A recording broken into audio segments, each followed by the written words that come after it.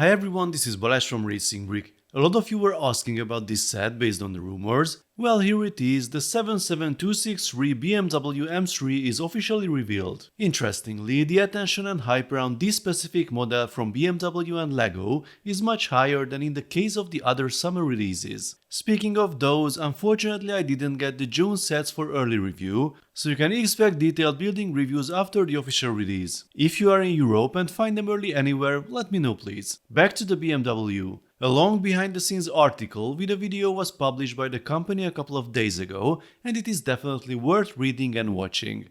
They didn't show the actual product there yet, but talked a lot about the development process and the collaboration, and for LEGO fans there are some rarely seen prototype builds as well. But here is the end result, with a specific livery to celebrate the 40th anniversary of the model, designed in collaboration between the two companies. To be honest, I like the livery, it fits the style and design language of BMW M, with the big 40 on the hood and on the doors as well, and of course we have the iconic colors all around the car. It will be divisive of course, I'm sure some people will say it is too much and they would have preferred a cleaner look focusing more on the shaping instead. Talking about the shaping, well, that's a bit more of a mixed bag, at least based on the photos. As always, these images rarely show the real-life presence of the car properly, and of course we cannot appreciate the building experience yet either, but let's take a closer look at those images to see what we can expect. The front looks pretty good to me. The headlights are a bit larger than they should be, but here you can see probably the best part usage trick of the set,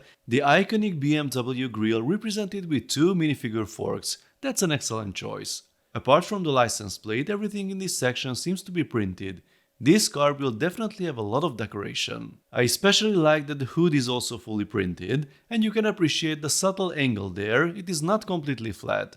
The wide body design with the fenders is there as well, with some brick build decoration, it looks pretty cool, and we also got custom branded rims, which is a very welcome feature of the Speed Champions line this year. What I cannot unsee though is this sharp edge and the step here, this area looks very different on the real car. I know it would be extremely difficult to recreate that shape properly at this scale, we either get bigger slopes or a slanted hood, but it might still disturb some potential customers. We get some stickers towards the rear, on and around the door, which is a bit disappointing. I think this car would have deserved to be fully printed considering the hype around it. Before you ask, I still think stickers have their place in the LEGO ecosystem if you buy sets for creative building, but considering how many custom printed elements are already present here, the usefulness for mocks is already limited anyway, so why not print the whole thing fully? After the fully printed F1 helmets this year, I honestly don't think there's much excuse left for stickers in these kinds of scenarios. And just to contradict myself immediately, there is also another valid point of view here.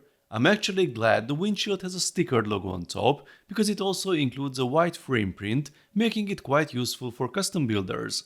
The rear window has a similar print but in black, making it another pretty unique and useful part. The roof also looks fully printed, and the brick build decoration continues around the rear wheel as well. We find some stickers around the rear, like this one, and on the wing itself, but I think the real highlight here are the rear lights.